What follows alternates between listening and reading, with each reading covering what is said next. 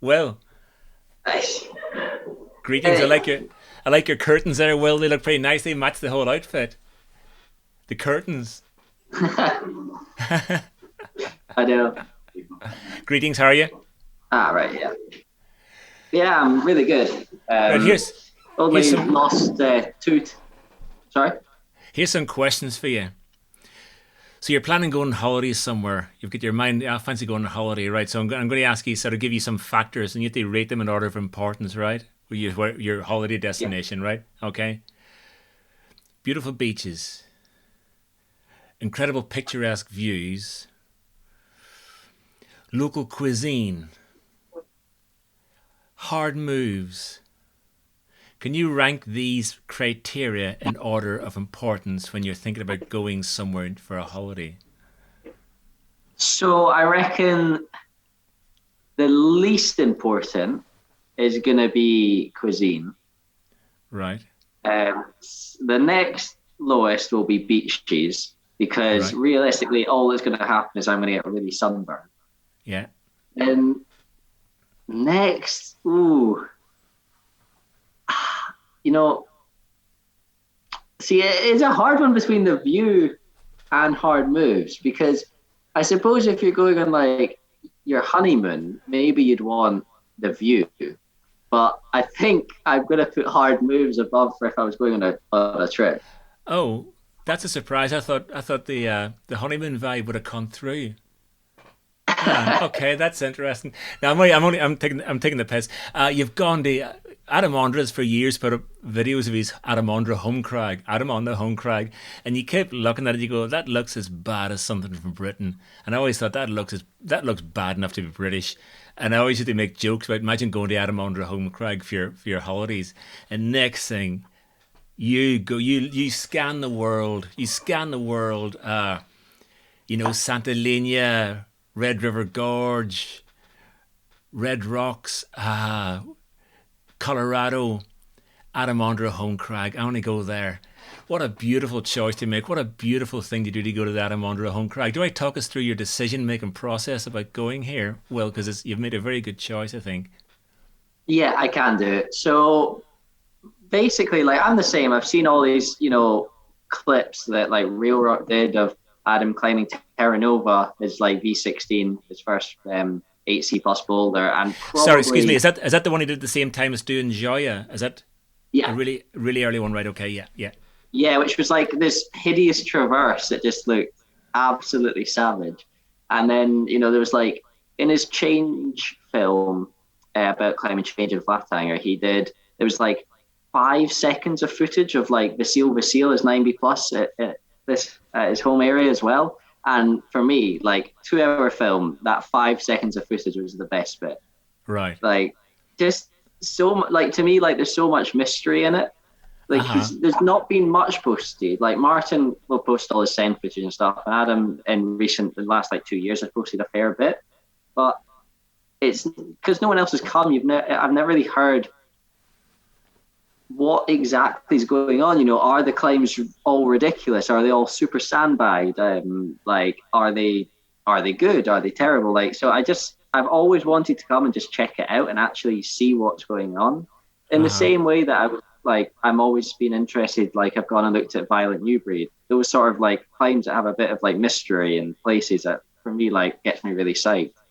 So I've always wanted to come, and then this year taking a break from doing the competitions, I was like, oh, I was thinking I was going to go to Spain at the beginning of the year, but then I was like, actually, I finally like got time to do exactly what I want to do. I was like, why don't I finally go here, check it out, and see what it's all about? So yeah, Huh. that was kind of the reasoning behind it, I guess. Okay, so you decide to do this, and then you prepare for a trip to this, do you? Because the climbing there looks uh, very particular. It's some very small holds, very steep per foot holds, kind of British climbing in some ways. Is that? Did you just look at videos and try and work out what you might encounter and train for that? Yeah. So I looked at as many videos as I could, and there's basically there's two routes that have videos. One that was released recently by Adam, like end of last year, And then the other one is like an old film. So the routes was kind of like I didn't really train for as such. I trained more just for the boulders, which there's a fair bit more footage of. And yeah, it was looking at it, I was thinking, oh, it should suit me quite well. You know, it looks like a lot of like crimps, and a lot of steep climbing. Now, I've been training on a steep board for the last year or two, so I was like feeling good on the steep board, but I was like, I'll keep that up, try and get as good as I can go, because I was like, I don't want to go there and then just, you know, not be able to do anything because it's all desperate. But also, I was super psyched for a lot that, like, one of the sectors is a big cave with a lot of hard cave boulders, like a Ghost Rider, which is incredible. And cave climbing's never been something I've been that great at, so I put in the last like 2 months a lot of effort into really training that to be able to come out and give these hard cave problems a go. So I spent a lot of time Well, just tell us what do you mean by what's the specifics of cave climbing? 3D. So, yeah, a bit of 3D, you know, toe hooks, heel toe cams, but more so what I struggle with is quite often in caves the holds aren't necessarily that bad because you're obviously like in a roof, but it's having the physical strength and power to keep doing the like relatively hard move after hard move. You know, because caves quite often can be long, so they can be like 15 move or 20 move boulders. And for me, I normally just get completely powered out and be able to do all the sections fine, but to link them together is just not something I could really do. So I spent quite a lot of time in the cave at Raventor this year, like doing various link ups and training like at steep wall, like sort of cave walls in centers. There was even like I reckoned it was probably 8C, definitely hard 8C that was up at the hangar in Sheffield in the steep cave, which took like quite a few sessions, but like for me that was like perfect training, I think. So like that's probably what I mostly worked on was my cave stuff whilst trying to like maintain just steep board climbing. And you get in really good shape? Do you feel you're hit good form? Yeah, so before coming out I had like multiple like session after session where I was just doing stuff which I like felt like I'd completely gone to another level from the year before. So like what it was like really good to measure it on because I'm mostly training in the schoolroom, so on the old 50-degree board, and you know I could go in and there were problems that there was one session I had and there's this boulder which there were 2 moves in it I'd never been able to do, and I tried them like a fair bit. Went in one day, did one of the moves, was like, oh sweet, tried the lower one, did that one, was like, oh, just sat down from the start and just went straight to the top. I was just like, right. Wow. And then next I think like so just can I ask you a question about that? Does it feel like your strength gains come in jumps then? Is it like poof, from your experience of this intense training? Not, I wouldn't say jumps, but it's more what I found, especially like from fingerboarding and campus boarding, which I've done a lot of in the past, is when I consistently train it, I over each week is almost like a noticeable progression. And obviously, as soon as I stop training a specific thing, it starts to tail off.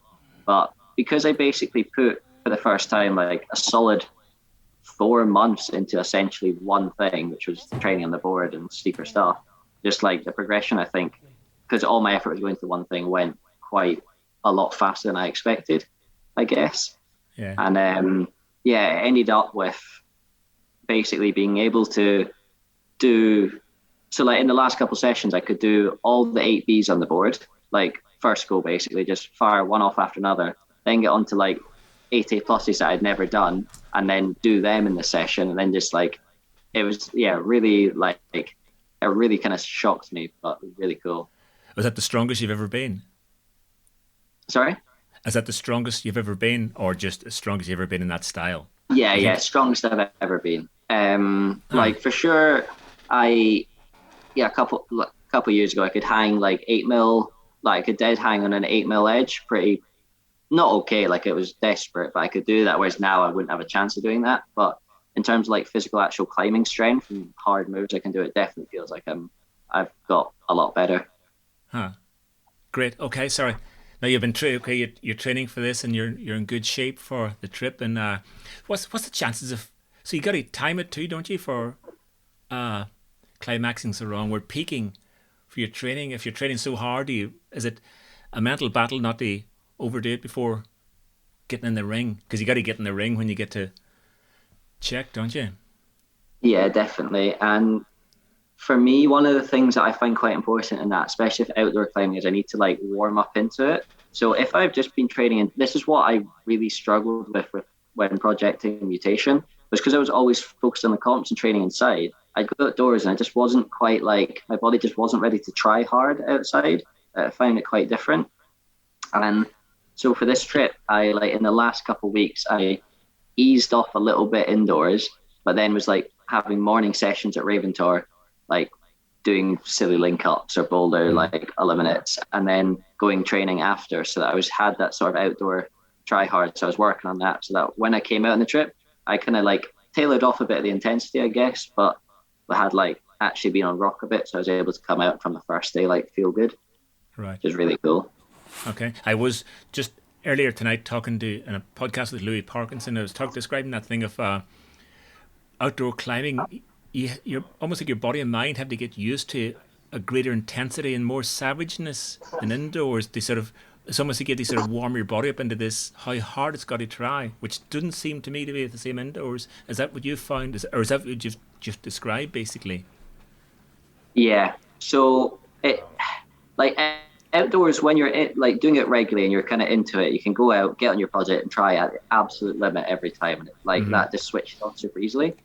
And then, but when you're not going outdoors, I find to switch on that like extra bit of try hard, because quite often holes outside are not that pleasant, whereas indoors are all relatively comfortable. So and like being able footholds. to like, yeah, being able to like properly try on something that's really not nice, I think is hard to do if you're not like getting used to it. Whereas, and it's something that like kind of in the opposite way for competitions. Like now when I go to a competition, I can get on a route and try as hard as possible, basically like every time. Whereas when I was younger, actually, I wasn't able to do that.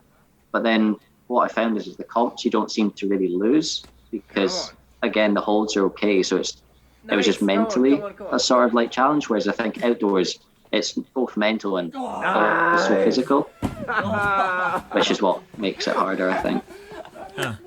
So, okay, you plan to go to Adam Ondra's home crag. Adam Ondra, would you acknowledge he's the best climber in the world? Yeah. I don't think there's like, I don't think anyone can really question that, just on like the variety, I guess, of everything he's done, to me anyway. Right. And this is sort of his laboratory where he's had spare time to go and push and push and push and push.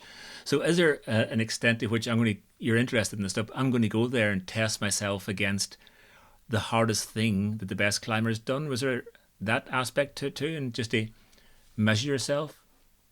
Not so much to measure myself, but more on the interest of seeing why this area has created the best climber in the world, if you see what I mean. Okay. Which is something that like being out here and then climbing with Adam at the crags and then like seeing him train stuff, it all makes sense. I don't know if you want to go into that later or if I should go rambling now. But, go ramble. Go for a ramble. So like the big thing that shocked me is the climbing is not at all like Raventor. Like right. There's the odd problem that is like just get on ratty edges and pull, but it's so much more intricate and like 3D, and the holds aren't all crimps. Most of them actually are slopers, which like completely blew my mind. But then every boulder feels about the right grade, but only when you have it absolutely perfect.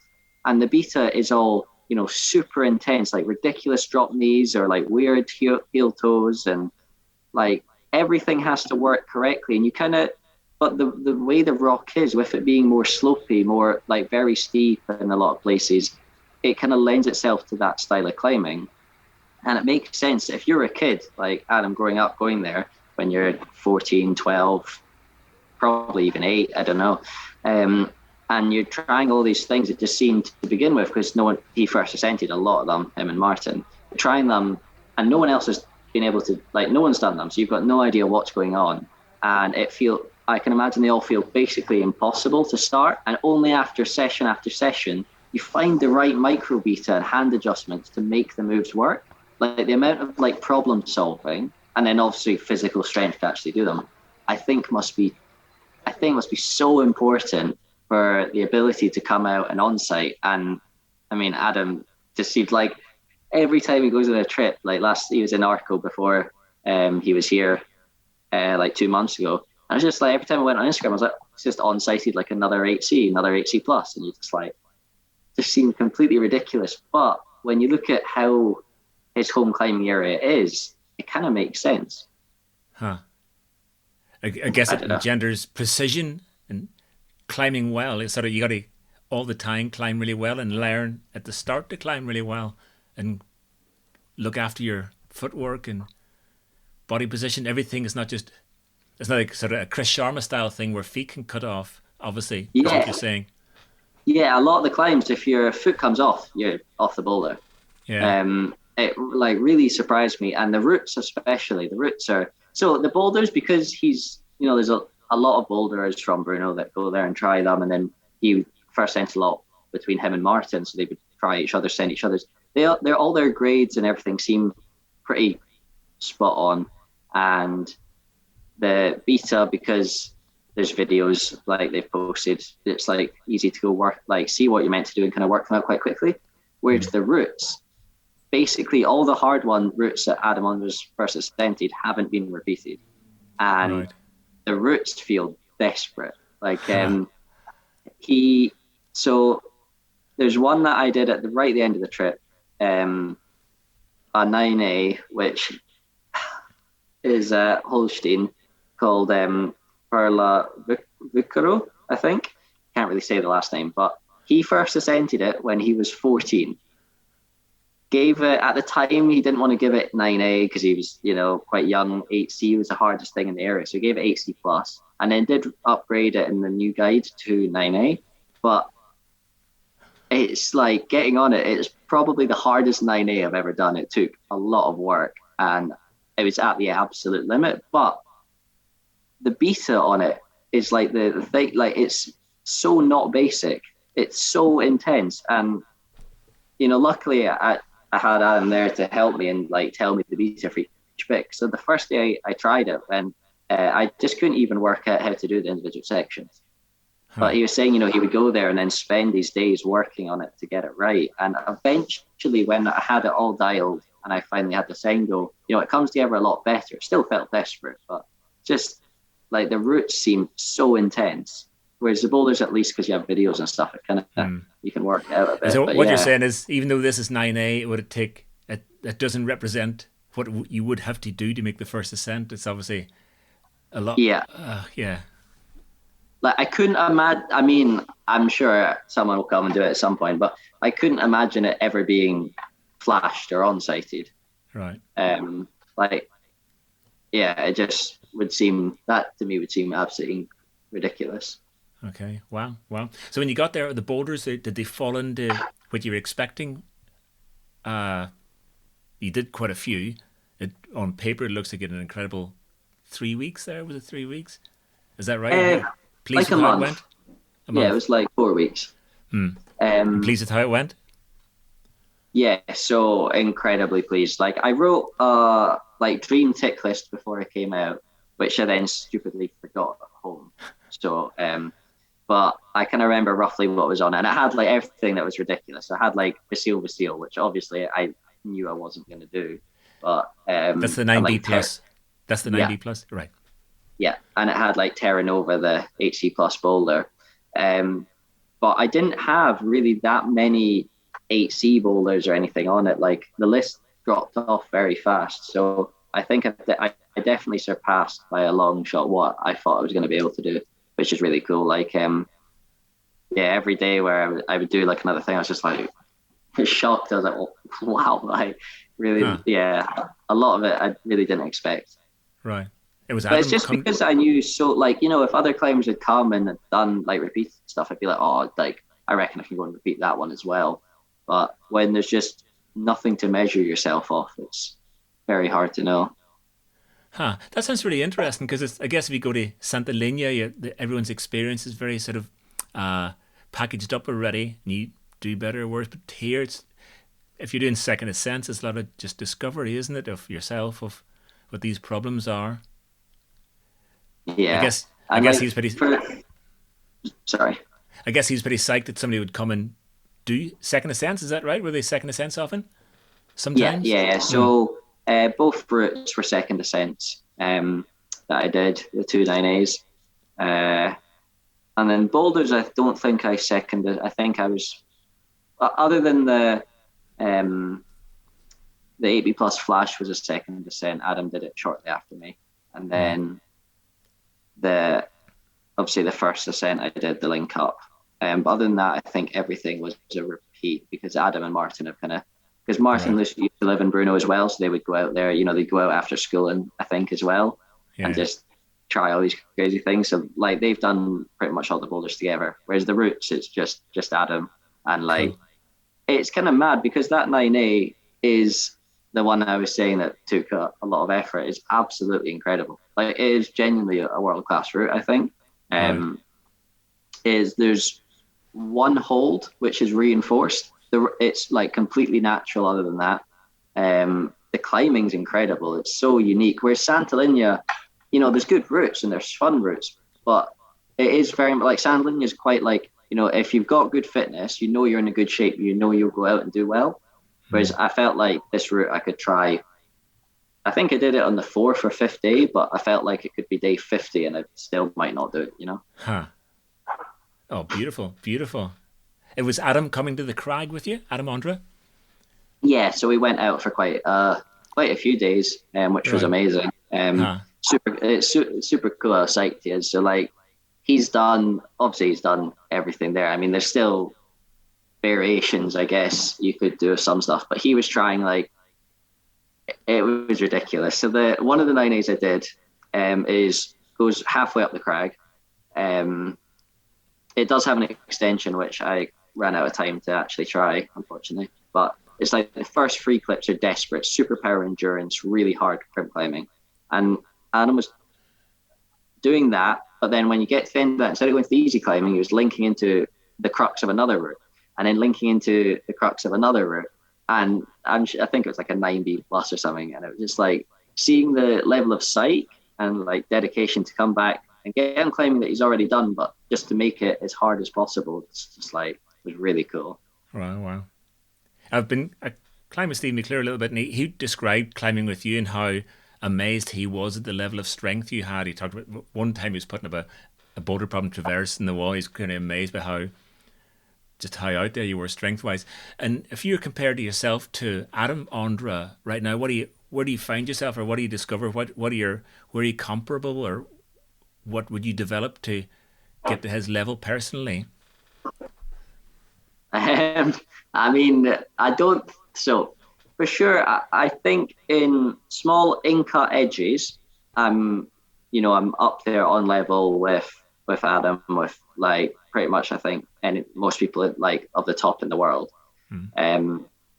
But I've still got a long way to go in the slopers and the pinches to get to anywhere near the same level. And I think strength-wise, I can get there and I'll be able to do the top sort of boulders and hard moves on routes. But to try and get to his endurance level, I think I had a circuit session at his house, and it was. I know it's obviously his home wall he's training on, but just so next level to anything I've seen before. You're just there, just like, oh my god, like. Just lapping these like 8C plus 9A circuits like they're nothing. You just like it's truly like I was really blown away by that. So I think I definitely need to just get Matt together on the circuit boards and get training, I guess. And I think I could get a lot better than I am, but I don't think I'll get to that level really. Must be such a cool thing to see. Yeah, definitely. Like it's really like, as I was saying, it's just been eye-opening seeing how psyched and still dedicated he is, and how like much energy he puts into every aspect of it. Yeah. So a couple of years ago, or maybe last year, you spent some time in Spain, and I know you spent some time with David Graham, and I understand he influenced you about the sort of thing of doing first ascents. Is that right? Am I right in understanding that? Yeah. So I know on this trip you've done a first ascent, a new 8C. Is that what you're starting to look into, trying to follow that path and look for new routes and seeing what you can do development-wise? Yeah, definitely. It's something that I've always wanted to do since I've been younger, but never really had the chance to do it. And then in Spain, it gave me the opportunity to try it for the first time, and absolutely loved it. And for sure, it's what I want to do the most is go into like it's super frustrating project, but something that I've been trying to do it since Spain, like last winter and stuff. I put quite a few days in. It's trying to develop climbing up in Scotland because the potential is endless. There's so much rock. A lot of it's good, but it just rains so much. It's such a nightmare. But that's definitely what I want to try a lot of. And obviously going abroad, and there's, in Switzerland with Dave, end of last year, just looking at, new crag, new boulder, just everywhere you turn, there's just new stuff that would be incredible to do. But I'm really keen to try and first ascent more stuff in Scotland. I feel like there's the potential to have a lot of amazing climbs. But I stayed for all of December. I don't think I had a single, because I just went back to my parents I was like, I'll stay for all of December and have Christmas there and stuff, my birthday. And I was like, I'll get a good few days out, and didn't even get a single one. It was just I drove out and, walked around looking at stuff, but it was all just soaking wet. It was really sad. So. Yeah. But that's where you. And it's a hard one. So I was going to say, because coming back, it's going to be I'll be next free time is going to end of May, and I'm already the midges are going to be out, so it's it's going to be brutal to try and do anything now. But yeah. No, that's pretty savage. I was going to say, now you've come to the sandstone areas of the Czech Republic. What's the area called? So I have no idea how to pronounce it correctly, as in I've been told, and languages I've been trying really hard with languages recently, but they kind of I need to hear it about 12 times. Is one in one ear, out the other. So we're staying in a town I think called Detchen, but I don't know if that's even how you say it. I've been there. Detchen, I remember Detchen, yeah. Nice. And then it's kind of confusing. In all the videos, people label it as the Labac province, I think, but I'm not sure if that's how you pronounce it. But then the guides kind of say different things, so I'm not too sure. Is it near Germany? Yeah. So where we were today is 2 to 10 kilometers from the border, I think. Yeah. I've been there. Yeah, and there's sandstone towers across the border in Germany. Obviously, the same. Is it? I think it's the Rhine. The Germans call it the Rhine that flows through there. I don't know what the Czechs call it. We talked earlier about how the Elbe. Sorry, the Elbe. That's it. Yeah, Elbsenstein, Sächsische Schweiz. They call it the Sächsische Schweiz, don't they? Yeah. You described earlier on that you've stopped doing comps and done this, and it sounds like this has really allowed you to focus and the push through strength barriers you haven't had before. Do you think is the focus of competitions for a lot of the top climbers holding back development outdoors because of that? Because the need to be so broad, you can't focus so much anymore. You got to do so many disciplines. It takes away that potential to really excel in anything. I think it's not only holding back outdoors. I think it's holding back in competition. I remember when I was in Youth B, we had a training camp out in Austria. We went to the Imstwall where they used to have World Cups, and there were still the routes up from the last World Cup, and the qualifiers were the same grade as they are now, and that was 10 years ago. And I think basically what I've found from basically training for the last 4 solid months, and you can improve so much, but it's because I can focus on one thing or a couple things, really put the energy into that.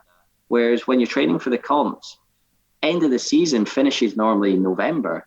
You have to take like a break because you've been going all year. So you take a couple of weeks out. Then you get back into training. You know, your team selections are going to be in February, potentially. So you've only got like a month or two, month and a half. And then you have team selections and you're like trying to train a bit of downtime before the start of the season, which, because everyone, as you say, is doing combined, boulder kicks off in beginning of April. And then you're running again all the way through to November. So I think it's absolutely brutal to actually, I think to maintain a level is obviously okay, but I think to keep pushing is really hard.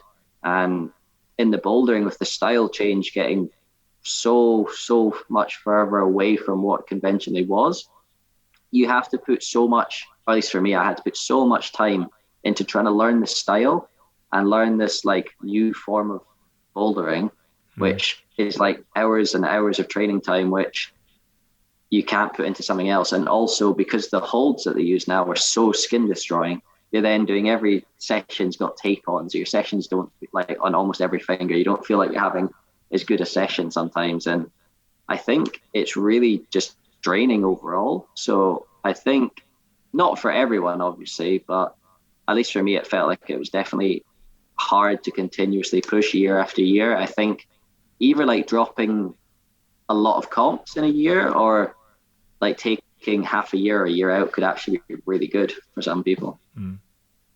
I feel like it's been good for me anyway. Yeah. And I just from hearing the way you've talked about these climbs, it sounds like you feel you've made a really good choice to go to this place and do these cool climbs. Yeah, well, I mean, yeah, definitely. Because as I said, having no idea what it's going to be like coming here, like I actually feel like it's been really worth it. And some of the boulders, you know, if they were in Switzerland, they would be popular boulders. Some of the routes, if they were in Spain, they'd be popular routes. Like they are genuinely really good. So it's been really cool. I've been like really happy I came, and actually like definitely, I've already been thinking about when I can come back. So. Oh wow! Oh, amazing! Well, hey, really, congratulations! Such an incredible thing you've gone. Not just the level you've climbed at, but to go somewhere interesting like that. It's really cool to see, and yeah, very impressive. And the fact that you climb so well is a bonus. So just look after yourself in these terrible sandstone towers. You sound quite scary where you are now. Oh, like the bouldering seems okay, but the routes are, you know, it's not even doing trad. You're like looking at the sport routes, and we're just in hysterics of laughter. We went and just had a walk around yesterday, and you're just looking at stuff, and we're all like, look at this climb that looks absolutely desperate. There's 3 bolts on like a 15-20 meter like route, and like in between every one, you're like, yeah, if you fell at that bolt, you're decking, and you're thinking, and we're like, oh, in the guide it says it's a 10B, right? It must be really hard, and you look, or like an 8B or something, and you look in the, and it's like, oh, it's a 6A plus. Right. I don't think I'll be trying that. Like, it's ridiculous. So yeah, it's going to be an experience trying to pick routes which look relatively safe, I think, and do it. Yeah, relatively. Yeah. Oh, brilliant. Well, hey, thanks for your time. A lot of fun to catch up. Thanks for having me. Yeah. I look forward to hearing about your adventures on these 3-bolt 6As. Take it easy, dude. Thank you.